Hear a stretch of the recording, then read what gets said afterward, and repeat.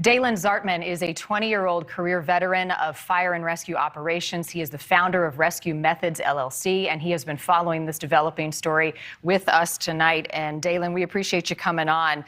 The technical rescue side of this, we're hearing they are just inches away, and they're now manually piecing their way through this dirt, trying to get to this little boy.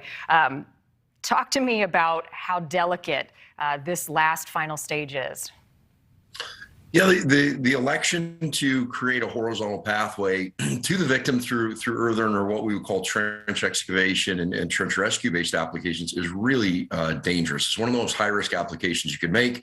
What a lot of watchers might not understand is that as you progress through the soil, you have to have a very technical awareness of the soil composition and how readily available it is going to be to secondary collapse. So every movement, every vibration, every shift in those soil walls as they tunnel and progress towards this young man can cause secondary collapses. And I mean, those can be so large scale that they could entomb every single rescuer in the operating sequence. So that's going to require supplemental shoring, which is basically engineered systems within that trench pathway to try and support the walls, the ceilings, and the floor, and create as safe of a progression as you can. Is this the best way to get him? I mean, based on what you're seeing right now, digging this one tunnel and then horizontally going over, is there any other way to do it? You know, you always have to kind of put all your options on the table, and there's a lot of very, very technical and capable people there on scene.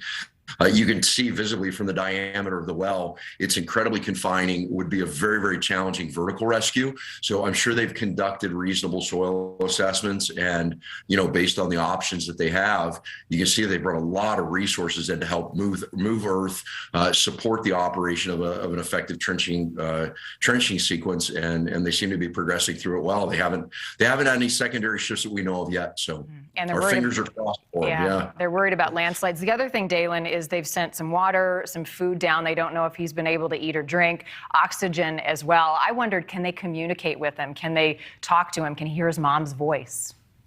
Yeah, you know, without being on scene, I'm not certain, but we have a lot of available technologies that allow us to basically put speaker boxes in close proximity to the victims so that we can comfort them, reassure them, try and keep a gauge verbally on how their condition is.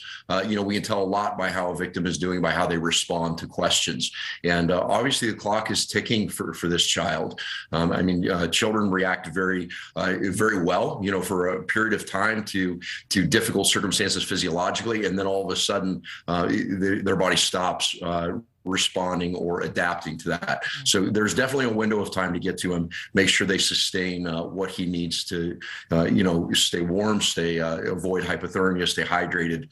The clock is ticking, and we are all praying and keeping our fingers crossed for these guys. Well, and the other thing, Dalan, is once they get to him, all these challenges that you're talking about, then they've got to get him out. Do they go back out the way they came? And what are the challenges with that?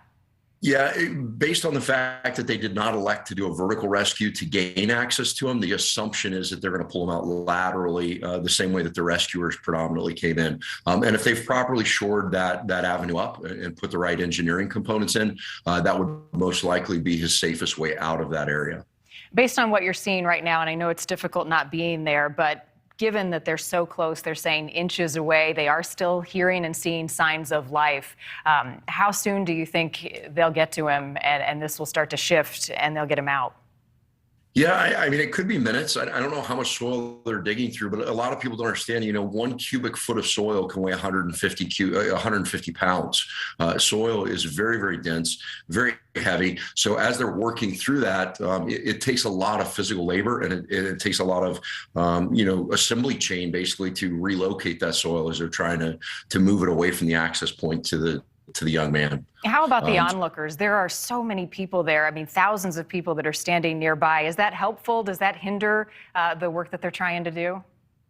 You know, surprisingly, I think that you get, as a rescuer, you'll get very tunnel visioned about the task at hand and go about your business. As you step away from being directly involved in the rescue, then the added stressor of those pieces can be very intense, particularly when you see the impact that it has on family members and loved ones. That always makes it harder as a rescuer when you see the emotional effect of those that care about the individual that you're trying to accomplish a rescue for. Yeah. And not to mention the exhaustion that the rescuers must be feeling. I mean, we're 72 hours into this. Do they work in shifts? I mean, certainly the two guys that are down there within inches, there's no break for them. Yeah, no, they'll have parameters of work times on the rescuers most likely. That'll depend on the atmospheric conditions in the space, whether or not they're on supplied air or not on supplied air. They'll analyze those work conditions and try and rotate workers through to make sure they're optimizing their efficiency while they're in the space. You do this all over the world. How common are these types of incidents when you've got children falling in wells? I mean, Jessica's the one we remember, but does it happen more often than we realize? You know, I think these are relatively unique, but the exposure level of media today brings them front and center every time they occur. I mean, it wasn't that long ago that we were watching all this unveil in Thailand with the 14 young men in the cave system and all the divers applying those efforts to get to those children as well. So fortunately, this doesn't happen every day. That's a blessing that it doesn't. Yeah. Yeah. Well, I hope you're right that within minutes we can break in and say that he's been safely rescued and he's headed to the surface. Dalan Zartman, we appreciate your time tonight. Thank you so much for all your insight. Yes, ma'am. Thank you. Thanks for watching. Click the red subscribe button below so you can get more of NewsNation's fact-driven, unbiased coverage.